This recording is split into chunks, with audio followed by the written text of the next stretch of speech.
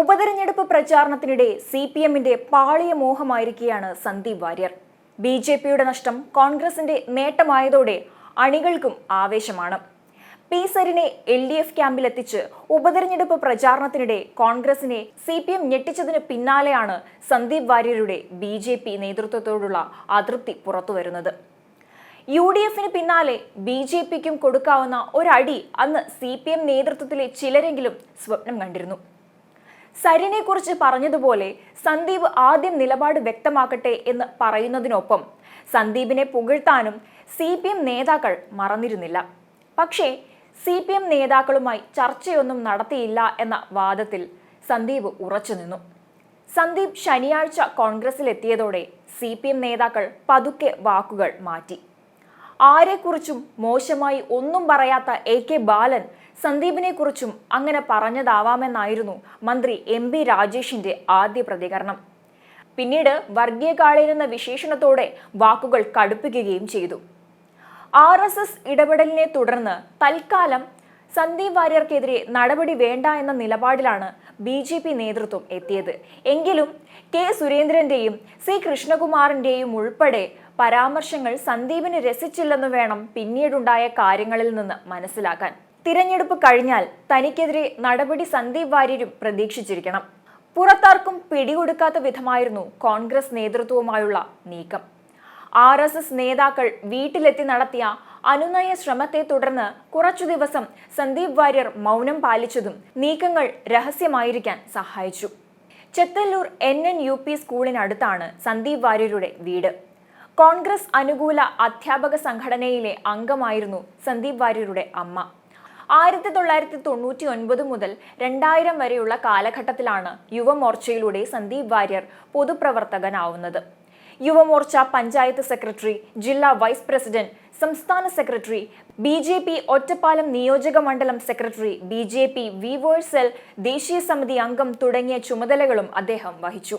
സംസ്ഥാനത്തെ 40 വക്താക്കളിൽ ഒരാളായിരുന്നു. 100 സംസ്ഥാന കമ്മിറ്റി അംഗങ്ങളിൽ ഒരാളാണ് എന്നൊക്കെ വിശദീകരിച്ച് സന്ദീപ് വാര്യരുടെ വലിപ്പം കുറയ്ക്കാൻ BJP നേതാക്കളും ശ്രമിക്കുന്നുണ്ട്. പക്ഷേ സമൂഹ മാധ്യമങ്ങളിലൂടെയുള്ള ഇടപെടലുകളിൽ BJPയിലെ യുവതലമുറയുടെ നല്ല പിന്തുണ സന്ദീപ് വാര്യർക്ക് ഉണ്ടായിരുന്നു. മാറിയ സാഹചര്യത്തിൽ അത് എത്രത്തോളമാകുമെന്ന് പിന്നീട് വ്യക്തമാവുകയുള്ളൂ. കോൺഗ്രസിലേക്കുള്ള കടന്നുവരവ് ഉപാധിരഹിതമാണെന്ന് സന്ദീപ് വ്യക്തമാക്കുമ്പോഴും അത് കോൺഗ്രസ് പ്രവർത്തകരെങ്കിലും പൂർണ്ണമായി വിശ്വസിക്കുന്നില്ല. അടുത്ത നിയമസഭാ തിരഞ്ഞെടുപ്പിൽ ഒറ്റപ്പാലം മണ്ഡലത്തിലേക്ക് സന്ദീപ് വാര്യരുടെ പേരെത്തുമെന്ന് വിശ്വസിക്കുന്നവരും കുറവല്ല. അതേസമയം വിവരം ചോരാതെയുള്ള കോൺഗ്രസിന്റെ നീക്കം ഏറെ നിർണായകമായിരുന്നു. സന്ദീപ് വാര്യരുടെ പാർട്ടി പ്രവേശനത്തിൽ ഒരേ സമയം BJPയെയും LDFനെയും വെട്ടിലാക്കുകയായിരുന്നു കോൺഗ്രസ് നേതൃത്വം. നിയമസഭാ ഉപതെരഞ്ഞെടുപ്പിൽ പ്രചാരണത്തിനായി മുഖ്യമന്ത്രി പിണറായി വിജയൻ പാലക്കാടെത്തിയ ആദ്യ ദിനം തന്നെയാണ് സന്ദീപ് വാര്യരുടെ കൂടുമാറ്റം പരസ്യമാക്കിയത്. ഇതോടെ മാധ്യമശ്രദ്ധ മുഴുവൻ സന്ദീപ് വാര്യരിലേക്കായി. പ്രതിപക്ഷ നേതാവ് VD സതീശനും KPCC പ്രസിഡന്റ് K സുധാകരനും UDFന്റെ ഉന്നത നേതാക്കളും അണിനിരന്ന പത്രസമ്മേളനം തുടങ്ങിയതിന് തൊട്ടുമുൻപ് ശനിയാഴ്ച രാവിലെ 10:45 അതുവരെ രഹസ്യമാക്കി വെച്ചിരുന്ന വിവരം മാധ്യമങ്ങൾക്ക് കോൺഗ്രസ് നേതാക്കൾ നൽകിയത്. 11 മണിക്കായിരുന്നു മേപ്പറമ്പിൽ മുഖ്യമന്ത്രിയുടെ തിരഞ്ഞെടുപ്പ് പ്രചാരണ യോഗം. CPM നേതൃത്വത്തിന്റെ നീക്കങ്ങൾ മുൻകൂട്ടി കണ്ട് കോൺഗ്രസ് നേതൃത്വം സന്ദീപുമായി അടുത്ത ബന്ധം പുലർത്തുന്ന അധ്യാപക സംഘടനാ നേതാവ് P ഹരിഗോവിന്ദന്റെ ഇടപെടലും ഉപയോഗപ്പെടുത്തിയിരുന്നു. KPCC പ്രസിഡന്റ് K സുധാകരൻ, പ്രതിപക്ഷ നേതാവ് VD സതീശൻ, ബെന്നി ബെഹനാൻ MP എന്നിവരുടെ നേരിട്ടുള്ള നിയന്ത്രണത്തിലായിരുന്നു ചർച്ചകളും തീരുമാനങ്ങളും. ഒരു ഘട്ടത്തിലും വിവരം ചോർന്നിട്ടില്ല.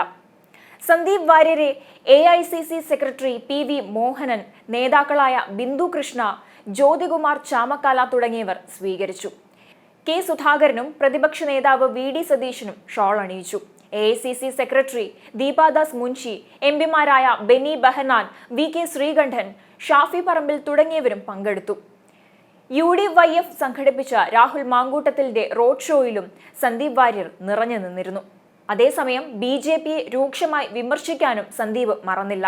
കോൺഗ്രസ് വേദിയിലെത്തിയ സന്ദീപ് വാര്യർ BJP അധ്യക്ഷൻ K സുധാകരനും പാലക്കാട്ടെ BJP നേതൃത്വത്തിനുമെതിരെ രൂക്ഷ വിമർശനമാണ് ഉന്നയിച്ചത്.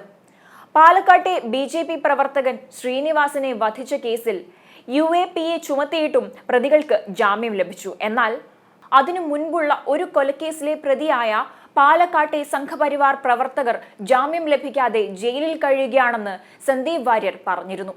ഇതിനു പിന്നിൽ ഗൂഢാലോചനയുണ്ടെന്ന് അദ്ദേഹം ആരോപിച്ചു. മുൻ നഗരസഭാ അധ്യക്ഷയെ മാറ്റിയതിൽ നേതൃത്വത്തെ വിമർശിച്ച സന്ദീപ് വാര്യർ BJP സ്ഥാനാർത്ഥി C കൃഷ്ണകുമാറിന്റെ നിലപാടുകൾക്കെതിരെയും രൂക്ഷമായി തന്നെ പ്രതികരിച്ചിരുന്നു. പ്രതീക്ഷിച്ച പിന്തുണയും കരുതലും BJPയിൽ ഉണ്ടായിരുന്നില്ല. ഒറ്റപ്പെടുത്തുകയും വേട്ടയാടുകയും ചെയ്തു. മുൻപ് പാർട്ടിക്ക് വേണ്ടിയെടുത്ത നിലപാടുകളിലെ തെറ്റ് തിരിച്ചറിയുന്നുണ്ടെന്നും സന്ദീപ് വാര്യർ വ്യക്തമാക്കി. ഭാവിയിൽ കൂടുതൽ കാര്യങ്ങൾ വെളിപ്പെടുത്തുമെന്നും അദ്ദേഹം അറിയിച്ചു. ബലിദാനികളെ തിരഞ്ഞെടുപ്പ് രാഷ്ട്രീയത്തിനായി മുതലെടുത്തുവെന്നും അവരുടെ പേര് പറഞ്ഞ് പ്രവർത്തകരെ തെറ്റിദ്ധരിപ്പിക്കുന്നുവെന്നും കുറ്റപ്പെടുത്തിയിരുന്നു സന്ദീപ് വാര്യർ.